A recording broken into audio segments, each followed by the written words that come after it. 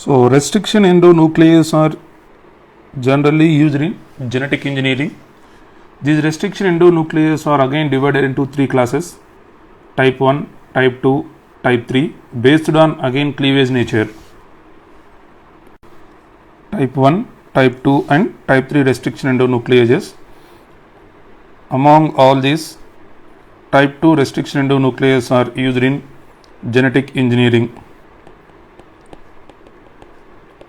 Type 2 used in rDNA technology or genetic engineering. Type 1 and type 3 restriction enzymes can cleave little away from the palindromic sequence. Hence, these two types are not used in genetic engineering. Type 2 can cleave exactly at the palindromic sequences, and this DNA sequences consisting of 4 to 8 nucleotides or 4 to 8 base pair region. Though HIN2 enzyme is the first restriction enzyme to be isolated, but the HIN2 will be not useful in genetic engineering because it produces blunt ends. So for example, if you take any DNA sequence, after restriction enzyme application, it cleaves at palindromic sequence between, that is in a particular sequence or nucleotide sequence. So this is what we can call it as blunt ends. These blunt ends are not useful, and this is also restriction cleavage, restriction enzyme application. Yeah, after the cleavage,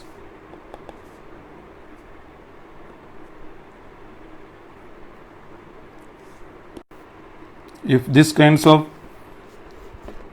fragments are produced, means these are, we can call it as sticky ends, are also known as cohesive ends. The cuttings are known as staggered cuttings. Palindromic sequence or specific recognition sequence. Palindromic sequence or specific recognition sequence of restriction endonuclease. So let us take one example, the EcoR1. The EcoR1 palindromic sequence is GAATTC. This is 5' to 3'. 5' to 3' polarity. It exhibit the sequence guanine, adenine, adenine, thymine, thymine, again cytosine. Next, GAATTC. This is 3' to 5'. So if you follow from the 3' to 5' or 5' to 3', it exhibits the same sequence GAATTC. Then again, if you take, that is a 3' to 5' again, CTTAAG, CTTAAG. So this is what we can call it as palindromic sequence. Both forward and backward direction, the reading frame is same.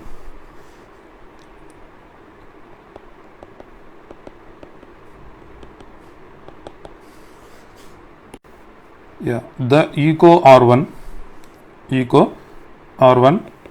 can cleave the DNA molecule between guanine and adenine and guanine and adenine on both the strands. Yeah, before cleavage, how many hydrogen bonds and phosphodiester bonds are present in EcoR1 palindromic sequence means guanine cytosine base pairs are 2. GC base pairs are 2, each one having 3 hydrogen bonds. So totally 6 hydrogen bonds. Next, adenine thymine base pairs are 4, each one having 2 hydrogen bonds. Totally 8 hydrogen bonds.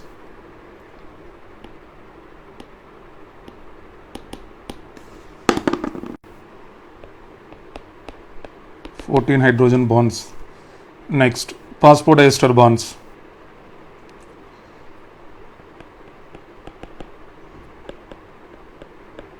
number of phosphodiester bonds. So number of phosphodiester bonds, total number of bases minus 1 in each strand. In each strand, that is n minus 1 formula we have to follow. Number of bases minus 1, you will get 5 phosphodiester bond in each strand. Yeah, in both the strands. In both the strands, that is from 5 prime to 3 prime and 3 prime to 5 prime. 5 PDB plus again 5. Totally 10 phosphodiester bonds are present.